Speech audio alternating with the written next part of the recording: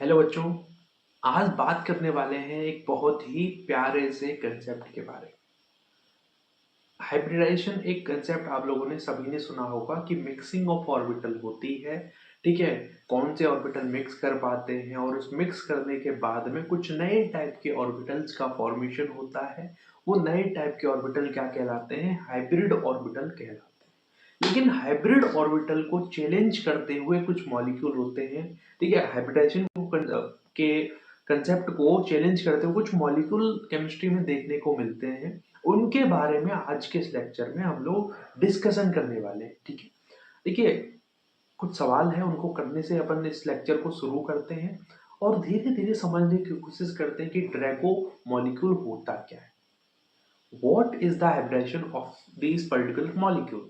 ठीक है, हमारे पास में अमोनिया है, PH3 है, ठीक है, फॉस्फीन है, वाटर का मॉलिक्यूल है और H2S है। ठीक है, तो हमारे पास में एक कंसेप्ट होता है या फॉर्मूला होता है। फॉर्मूला क्या कहता है? ठीक है, अपन को क्या करना है, स्मॉल एन की वैल्यू निकालनी है। स्मॉल एन की वैल्यू 2 आई तो sp हो गया, 3 आई तो sp3 हो गया, 3 आई तो sp2 हो गया, 4 आई तो sp3 हो गया, 5 आई तो sp3d हो गया। इस तरीके से अपन करते हैं। फॉर्मूला क्या कहता है कि देखिए सेंट्रल एटम के अंदर कितने बैलेंस इलेक्ट्रॉन है प्लस यूनिवैलेंट स्पीसीज। अगर किसी भी तरीके का चार्ज है, नेगेटिव चार्ज है तो जोड़ना है, पॉजिटिव चार्ज है घटाना है, डिवाइड बाई टी, ये फॉर्मूला होता है। तो अमोनिया के अंदर हाइब्रिडाइजेशन क्या आता है? sp3 आता है।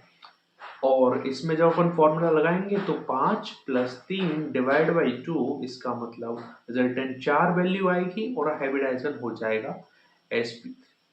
H2O के अंदर क्या होगा? H2O के अंदर अपन फॉर्मूला लगाएंगे, हमारा सेंट्रल एटम है ऑक्सीजन 6 प्लस 2 डिवाइड बाई 2, इसका मतलब रिजल्टेंट 4 वैल्यू आई, sp3 हाइब्रिडाइजेशन हो गया। ठीक है, sp3 हाइब्रिडाइजेशन हो गया। NH3 अमोनिया जग जाहिर है sp3 हाइब्रिडाइजेशन होता है। H2O के अंदर हाइब्रिडाइजेशन क्या हो जाएगा? sp3 शेप बी शेप होती है, इसकी पिरामिडल शेप होती है। H2S के अंदर फॉर्मूला अपन अप्लाई करेंगे, 6 प्लस 2 डिवाइड बाई 2, इसका मतलब रिजल्टेंट 4 वैल्यू आई, हाइब्रिडाइजेशन sp3 हो जाना चाहिए। मैं इनको गोला लगा देता हूँ, इनके बारे में हम बात करेंगे। तो इस तरीके से हम हाइब्रिडेशन निकाल सकते हैं। लेकिन लेट मी टेल यू, ये सही नहीं। किस किस मॉलिक्यूल के लिए सही नहीं है, स्टार लगा देते हैं। PH3 मॉलिक्यूल और H2S मॉलिक्यूल के लिए ये सवाल, ये जो हमने वैल्यू निकाली है या हाइब्रिडेशन की, ये हाइब्रिडेशन जो निकाला है वो गलत है। होता क्या है देखो, एक मॉलिक्यूल अपन पर्टिकुलरली बात करें ना, तो किसी मॉलिक्यूल के अंदर हाइब्रिडेशन हो भी सकता है जिसको अपन कहते हैं परफेक्ट हाइब्रिडाइजेशन। सुना होगा इसके बारे में। एक होता है परफेक्ट हाइब्रिडाइजेशन, एक होता है फ्रैक्शनल हाइब्रिडाइजेशन।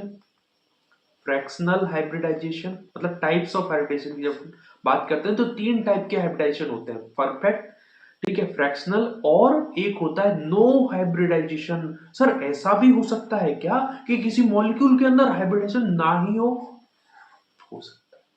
परफेक्ट का क्या मतलब है?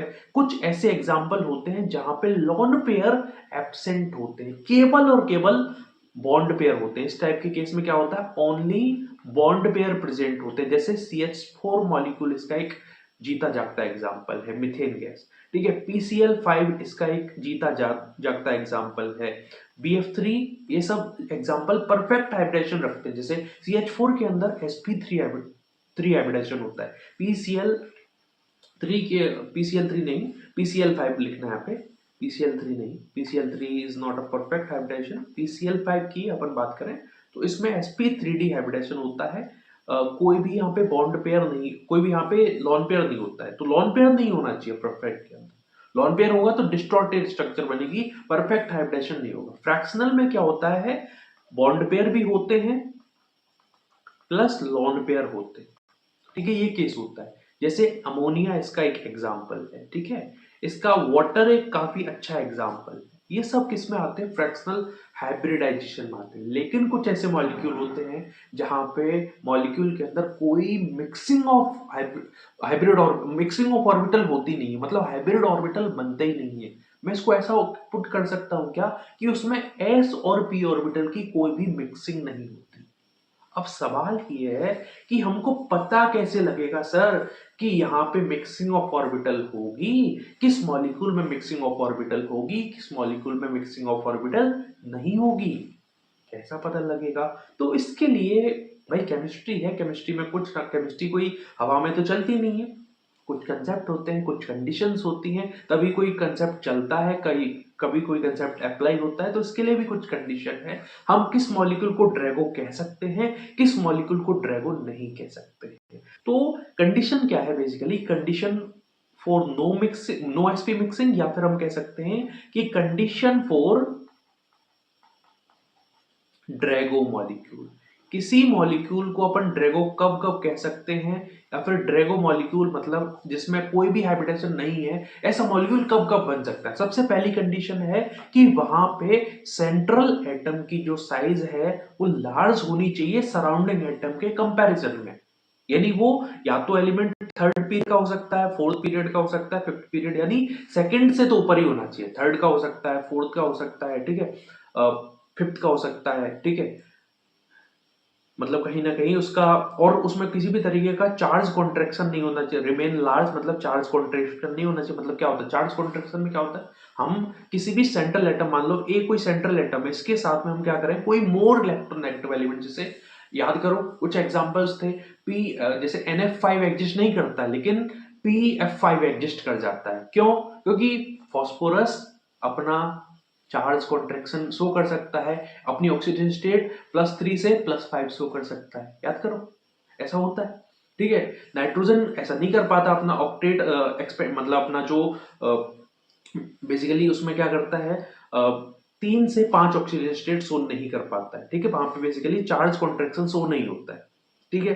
तो पहली कंडीशन है कि जो सेंट्रल एटम है ना वो कैसा होना चाहिए, लार्ज होना चाहिए सराउंडिंग एटम के कंपैरिजन। दूसरी कंडीशन, सराउंडिंग एटम स्मॉल होना चाहिए। पहली बात है आपने पहले क्लियर कर लिया। और दूसरी कंडीशन, इसकी ईएन कम होनी चाहिए कंपैरेटिवली, है ना, थोड़ा कम ईएन वाला एलिमेंट होना है। जैसे कि हाइड्रोजन, हाइड्रोजन की ईएन कितनी होती है सर, 2.1 होती है, ठीक है। और presence of at least one lone pair. तो हमको इस कंडीशन को देख के क्या समझ में आया, सबसे पहली कंडीशन है कि भाई जो सेंट्रल एटम है वो बड़ा होना चाहिए सराउंडिंग एटम के कंपैरिजन में, ठीक है। दूसरी कंडीशन, सेंट्रल एटम में किसी भी तरीके का मतलब ऐसा नहीं हो कि उसकी साइज ज्यादा तो थी लेकिन बेसिकली वो कुछ कंडीशन की वजह से उसकी साइज कम हो गई, ऐसा नहीं होना चाहिए। दूसरी कंडीशन, सराउंडिंग एटम छोटा होना चाहिए और सराउंडिंग एटम की ईएन थोड़ी कंपैरेटिवली कम होनी चाहिए, मतलब लेस ईएन वाला कोई एलिमेंट जुड़ा हुआ होना चाहिए एज ए सराउंडिंग एटम, जैसे हाइड्रोजन हो सकता है। तीसरी condition, at least one lone pair तो होना ही चाहिए, किसके ऊपर, सेंट्रल एटम के ऊपर। तो ये 3 कंडीशन है, उनका हमको याद रखना है। अब इसको अप्लाई करते हैं। देखो ये जो मॉलिक्यूल है ना PS3, ये ड्रैगो मॉलिक्यूल जो हमने sp3 हाइब्रिडेशन यहाँ पे बताया है, कोई हाइब्रिडेशन नहीं होता है, ठीक है। H2S कोई हाइब्रिडेशन नहीं होता है, आप पढ़ोगे इसको। H2S एक गैस होती है जो किप एपरेटिस में बनती है, और इसकी जो मतलब जो स्मेल होती है वो एक तरीके से सड़े हुए रॉटन एग्स की तरह होती है, ठीक है, सड़े हुए अंडे जैसी बदबू आती है। लैब में जब इसको बनाया जाता है भाई साहब, खतरनाक बदबू आती है। तो ये था कंडीशन, ठीक है। अब इस कंडीशन को मैं अप्लाई कर रहा हूं इन दोनों मॉलिक्यूल के ऊपर। PS3 मॉलिक्यूल, फास्फोरस की साइज हाइड्रोजन के कंपैरिजन में बहुत ज्यादा है। क्या ये थर्ड पीरियड का एलिमेंट है? हाँ, फास्फोरस थर्ड पीरियड का एलिमेंट है, इलेक्ट्रॉनिक कॉन्फ़िगरेशन लिख के भी देख सकते हैं, ठीक है। सल्फर थर्ड पीरियड का एलिमेंट है। नाइट्रोजन शो नहीं कर सकता है ड्रैगो मॉलिक्यूल, नाइट्रोजन कभी ड्रैगो मॉलिक्यूल नहीं बना सकता क्योंकि नाइट्रोजन सेकंड पीरियड का एलिमेंट है। फास्फोरस बना सकता है, ठीक है, सल्फर बना सकता है, आर्सेनिक बना सकता है, एंटीमनी बना सकता है, बिस्मथ बना सकता है, ठीक है। ये कंडीशन है।